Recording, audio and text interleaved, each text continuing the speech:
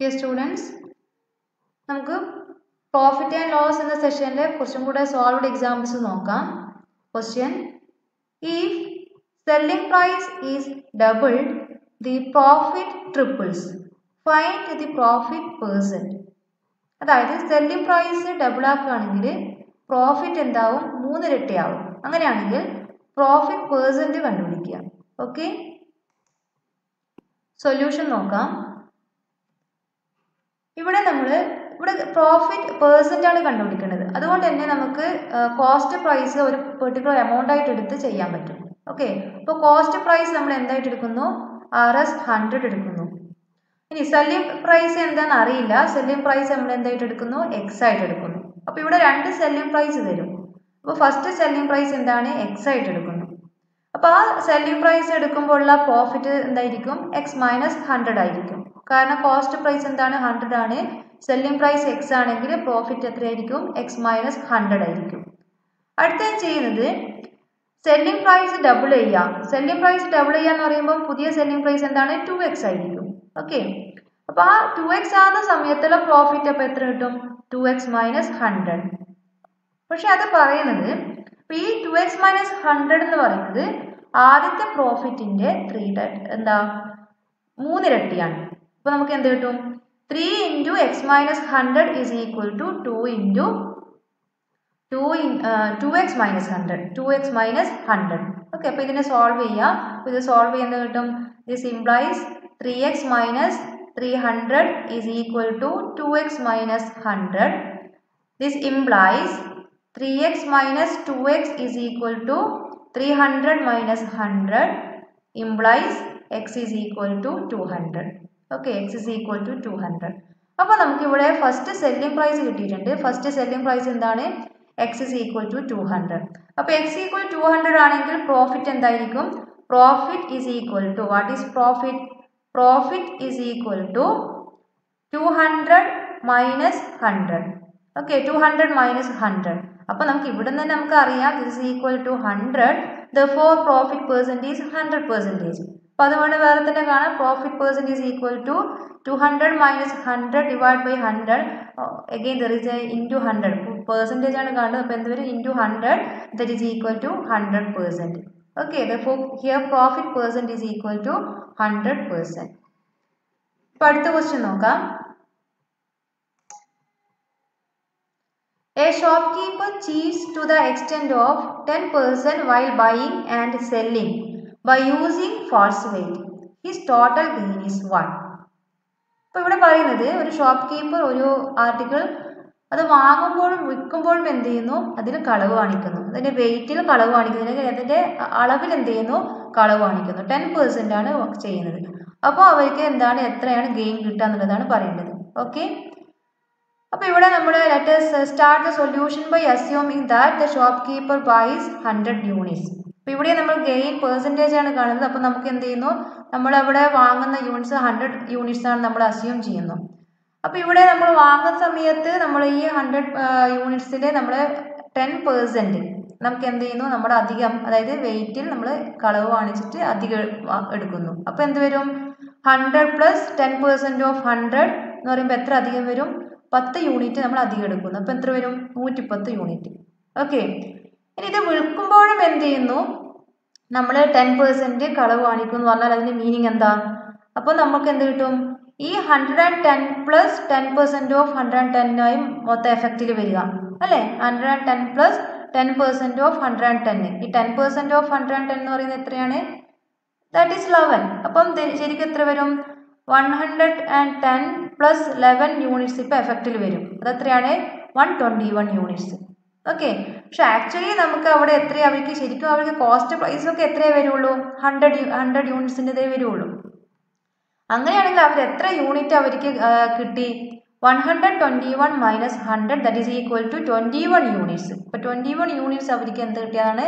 അവർ കളവ് കാണിച്ചതിൽ നിന്ന് കിട്ടുന്ന ലാഭമാണ്. ഓക്കെ, അപ്പോൾ നമ്മൾ 100 യൂണിറ്റ്സിൻ്റെ എത്ര പെർസെൻറ്റേജ് ആണ്? 21 യൂണിറ്റ്സ് എന്ന് പറയുന്നത്. That is actually 21% units. Therefore the shopkeeper gains a total of 21% units. Okay, അപ്പോൾ അതിവിടെ ശരിക്കും ചെയ്യുന്നത് അത് വാങ്ങുന്ന സമയത്തും അതുപോലെ വിൽക്കുന്ന സമയത്തും നമ്മൾ അളവിൽ എന്ത് കാണിച്ചു 10% വീതം നമ്മൾ എന്ത് കാണിച്ചു കളവ് കാണിച്ചു. അപ്പോൾ അതിന് ഇപ്പോൾ ആ ഷോപ്പ് കീപ്പർക്ക് എന്ത് കിട്ടും 21 യൂണിറ്റ്സ് എന്ത് കിട്ടും ലാഭം കിട്ടും. ഓക്കെ, അപ്പോൾ അവർ എമൗണ്ടിൽ മാറ്റം കൊടുക്കുകയാണെങ്കിൽ അതിൻ്റെ ലാഭം വേറെ ഉണ്ടാവും, അതിവിടെ നമ്മൾ പറയുന്നില്ല. ഓക്കെ, അടുത്ത പ്രോബ്ലം നോക്കാം. By selling 45 lemons for ₹40, a man loses 20%. How many should he sell for ₹24 to gain 20% in the transaction? ഇവിടെ പറയുന്നത് 45 ലെമൺസ് 40 രൂപയ്ക്ക് വിറ്റപ്പോൾ അവർക്ക് എന്താ ലോസാണ് വന്നത് 20%. അപ്പം ഇതേ 45 ലെമൺസ് തന്നെ 20% ലാഭത്തിന് വിൽക്കുകയാണെങ്കിൽ 24 രൂപയ്ക്ക് എത്ര ലെമൺസ് കൊടുക്കേണ്ടി വരും? അപ്പോൾ ഇവിടെ നമ്മൾ ശരിക്കും കണ്ടുപിടിക്കേണ്ടത് 45, അതായത് ഇവിടെ നമുക്ക് ഫസ്റ്റ് സെല്ലിംഗ് പ്രൈസ് എത്രയാണ് 40 ആണ്. ഫസ്റ്റ് സെല്ലിംഗ് പ്രൈസ് 40 ആണ്. അപ്പോൾ അവിടെ അന്നേരം എത്രയാണ് 20% ലോസാണ് വന്നത് അല്ലേ? അപ്പം ഈ സെയിം 45 ലെമൺസ് തന്നെ 20% ഗെയിൻ കിട്ടുന്ന രീതിയിൽ കൊടുക്കുകയാണെങ്കിൽ സെല്ലിംഗ് പ്രൈസ് എത്രയാണെന്നുള്ളത് കണ്ടുപിടിക്കാം നമുക്ക്. ഓക്കെ, ആ സെല്ലിംഗ് പ്രൈസ് കിട്ടിക്കഴിഞ്ഞാൽ നമുക്ക് എന്തും കാണാം. അങ്ങനെയാണെങ്കിൽ 24 റുപ്പീസിന് എത്ര ലെമൺസ് കൊടുക്കുന്നുണ്ടാവുന്നത് കണ്ടുപിടിക്കാൻ പറ്റും. ഓക്കെ, അപ്പോൾ നോക്കുക. Let selling price of 45 lemons be RSX. അപ്പോൾ ഈ സെല്ലിംഗ് പ്രൈസ് എന്ന് പറയുന്നത് നമുക്ക് എന്താണ് സെക്കൻഡ് സെല്ലിംഗ് പ്രൈസ് ആണ്. This is actually second selling price. First selling price എത്രയാണ് 40 ആണ്. ആ 40 ചെയ്യുമ്പോൾ നമുക്ക് കിട്ടുന്നത് എത്രയാണ് 20% ലോസ് ആണ്. ഓക്കെ, അപ്പോൾ അവിടെ നമുക്ക് ഒരു റേഷ്യോ, ഈ റേഷ്യോ ഈക്വൽ ആവും. ഏത് റേഷ്യോ ആണ്? അപ്പം ഈ 45 ലെമൺസ് 40 റുപ്പീസിന് കൊടുക്കുമ്പോൾ നമുക്ക് കിട്ടുന്ന എന്താണ് അവിടെ നമുക്ക് ലോസാണ് വന്നത്. 20% ലോസ് ആയതുകൊണ്ട് നമുക്ക് എന്താണ് 100 minus 20. Okay, that is is to 40 is ഇത് ഏതിനോട് സെയിം ആയിരിക്കും? നമ്മൾ സെക്കൻഡ് സെല്ലിംഗ് പ്രൈസ് എക്സ് ആയിട്ട് എടുത്തിട്ടുണ്ട്.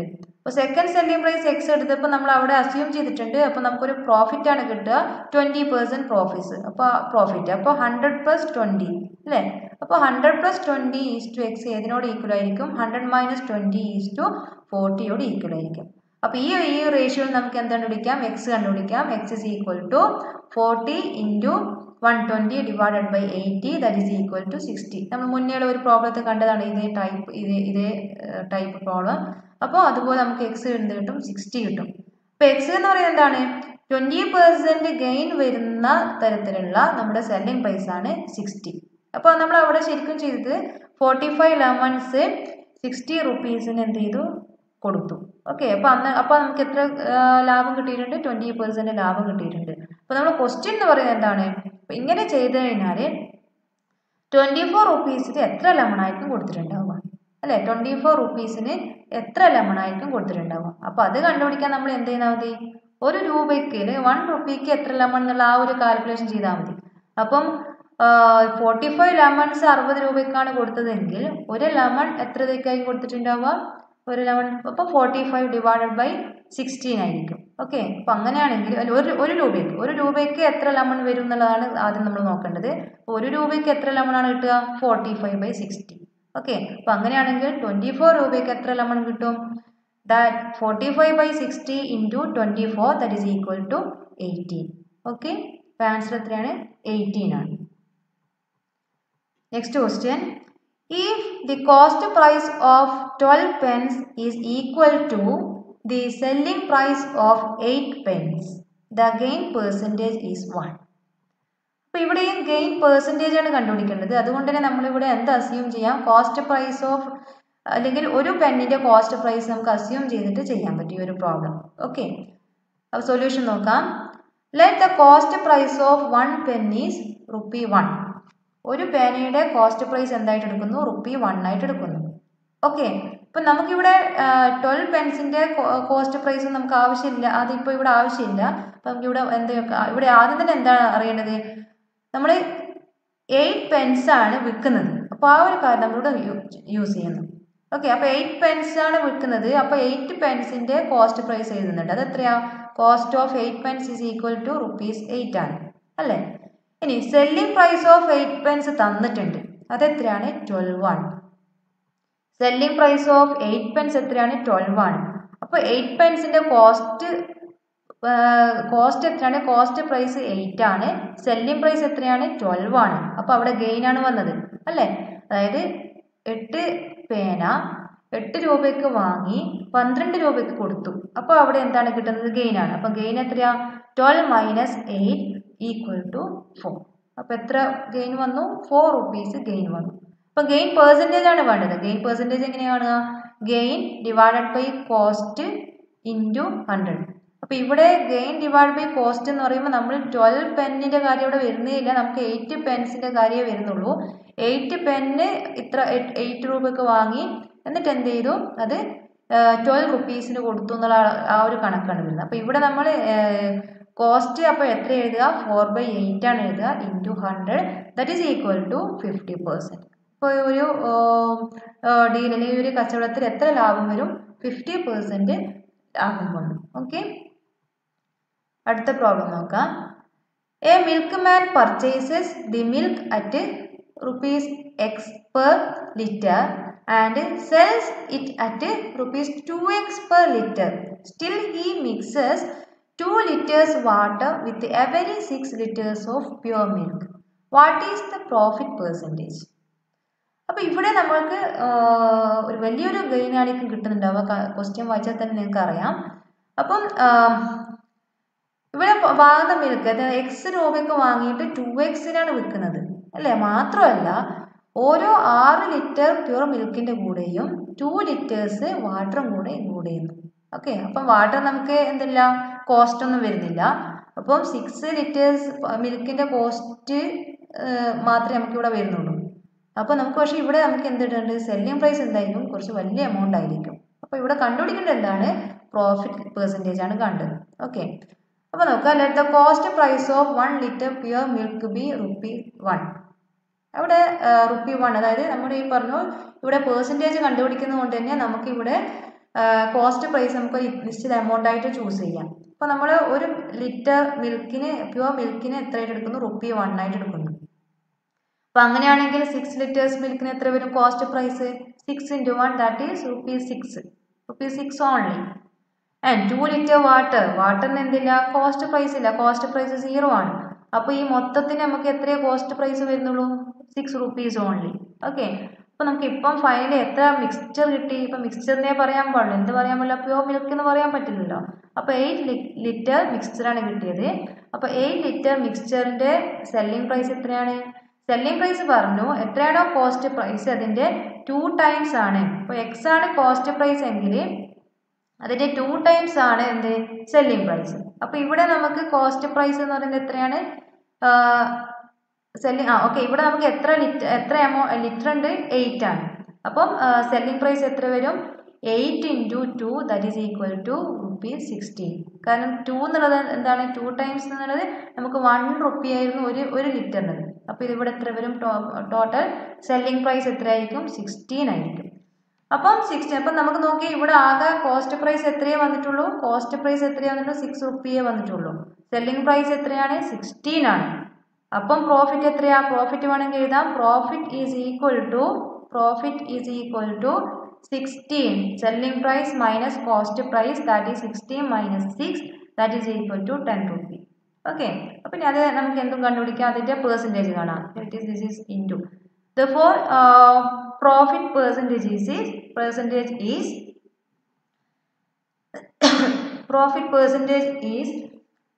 this profit by cost into 100. Okay, profit percentage is profit by cost into 100. Profit എത്രയാണ്? 16 minus 6 that is 10. 10 by cost എത്രയായിരുന്നു? 6 into 100 that is 10 into 100 divided by 6 that is equal to 166.66%. അപ്പോൾ ഇത്രയും ലാഭം വരുന്നുണ്ട് അല്ലേ? 166.66% എന്ത് വരുന്നു? ലാഭം വരുന്നു. ഓക്കെ, അടുത്ത പ്രോബ്ലം നോക്കാം. A shopkeeper sells 2 articles at ₹1000 each, making a profit of 20% on the first article and a loss of 20% on the second article. Find the net profit or loss that makes. അപ്പോൾ 2 same article വാങ്ങുന്നു, ഒരെണ്ണം എന്താണ് 1000 അതായത് ഓരോ 1000 വെച്ചിട്ടാണ് നമ്മൾ എന്ത് ചെയ്യുന്നത് വിൽക്കുന്നത്. അപ്പം ആദ്യം എന്തായിരുന്നു 20% പ്രോഫിറ്റ് ആണ് കിട്ടുന്നത്. രണ്ടാമത്തേതിന് എന്താണ് 20% ലോസ് ആണ് കിട്ടുന്നത്. അപ്പോൾ അങ്ങനെയാണെങ്കിൽ പ്രോഫിറ്റ് ഓർ ലോസ് കണ്ടുപിടിക്കണം. നമ്മളിത് ഇവിടെ നമ്മൾ ഫസ്റ്റ് ഫോർമുലയിൽ കണ്ടതാണ്. നമുക്കിവിടെ ഈ രീതിയിൽ ചെയ്യുമ്പം അവിടെ നമ്മൾ പറഞ്ഞിരിക്കുന്നത് നമുക്ക് എപ്പോഴും അവിടെ ഒരു ലോസ് ആയിരിക്കും വരിക. ലോസിൻ്റെ ആ എമൗണ്ട് അവിടെ ഒരു ഇക്വേഷൻ വെച്ചിട്ട് വേണമെങ്കിൽ കാൽക്കുലേറ്റ് ചെയ്യാം. അല്ലെങ്കിൽ അത് ഓർക്കുന്നില്ലെങ്കിൽ നമുക്ക് എന്ത് ചെയ്യാം, നമുക്ക് സ്റ്റെപ്പ് ബൈ സ്റ്റെപ്പായിട്ടും പോകാം. ഇവിടെ നമ്മൾ സ്റ്റെപ്പ് ബൈ സ്റ്റെപ്പായിട്ട് ചെയ്യുന്നു. അപ്പോൾ നോക്കുക, selling price of first article. Selling price of first article എത്രയാണ്? ₹1000 ആണ്. അന്നേരം നമുക്ക് പ്രോഫിറ്റ് ആണ് പറഞ്ഞിരിക്കുന്നത്. പ്രോഫിറ്റ് 20% ആണ് പറഞ്ഞിരിക്കുന്നത് അല്ലേ? അപ്പോൾ 20% ആയതുകൊണ്ട് തന്നെ നമുക്ക് എന്താ കോസ്റ്റ് പ്രൈസ് എങ്ങനെ കാണാം? നമുക്ക് സെല്ലിംഗ് പ്രൈസും പ്രോഫിറ്റും തന്നു കഴിഞ്ഞാൽ കോസ്റ്റ് പ്രൈസ് കാണാം. കോസ്റ്റ് പ്രൈസ് എന്താ?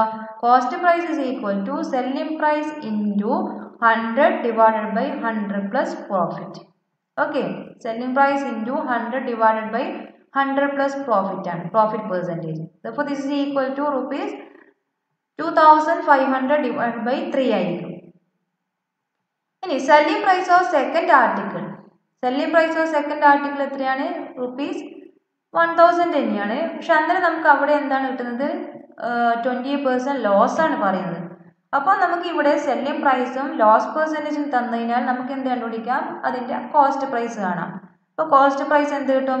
Cost price is equal to selling price into 100 divided by 100 minus loss percentage. Okay, ഇത് കാൽക്കുലേറ്റ് ചെയ്യണമെങ്കിൽ നമുക്ക് എന്ത് വരും? ₹1250. അപ്പം നോക്കിയാൽ നമുക്കിവിടെ സെല്ലിംഗ് പ്രൈസ്, മൊത്തം സെല്ലിംഗ് പ്രൈസ് എത്രയാണ്? രണ്ടിനും 1000 വീതമാണ്. അപ്പം മൊത്തം സെല്ലിംഗ് പ്രൈസ് എത്രയായിരിക്കും? 1000 പ്ലസ് 1000 ദാറ്റ് ഈസ് 2000. ഇനി ഫസ്റ്റ് ആർട്ടിക്കിളിൻ്റെ കോസ്റ്റ് പ്രൈസും കിട്ടിയിട്ടുണ്ട്, സെക്കൻഡ് വണ്ണിൻ്റെ കോസ്റ്റ് പ്രൈസും കിട്ടിയിട്ടുണ്ട്. അപ്പോൾ ടോട്ടൽ കോസ്റ്റ് പ്രൈസ് എന്താണ്? അവ ആഡ് ചെയ്യുന്നു. അപ്പോൾ ആഡ് ചെയ്യുമ്പോൾ എന്ത് വരും? 6250 ഡിവൈഡഡ് ബൈ 3 ആയിരിക്കും. ഓക്കെ, അപ്പോൾ ഇവിടെ ശ്രദ്ധിക്കുക, നമുക്കപ്പം കോസ്റ്റ് പ്രൈസ് ഏതിനേക്കാളും കൂടുതലാണ്? സെല്ലിംഗ് പ്രൈസിനേക്കാളും കൂടുതലാണ്. ഓക്കെ, അപ്പോൾ നമുക്ക് ഇവിടെ എന്താ കിട്ടുക? കോസ്റ്റ് പ്രൈസ് സെല്ലിംഗ് പ്രൈസിനേക്കാളും കൂടുതലായതുകൊണ്ട് തന്നെ ഇവിടെ നമുക്കൊരു ലോസ് ആണ് ഉണ്ടാവുക. Okay, cost price is greater than selling price ആയതുകൊണ്ട് തന്നെ നമുക്ക് ഇവിടെ എന്താ ഉണ്ടാവുക? ലോസ് ആണ് ഉണ്ടാവുക. അപ്പോൾ ലോസ് എന്തായിരിക്കും? Loss is equal to selling price minus cost price minus selling price. That is equal to 6250 by 3 minus 2000. That is equal to rupees.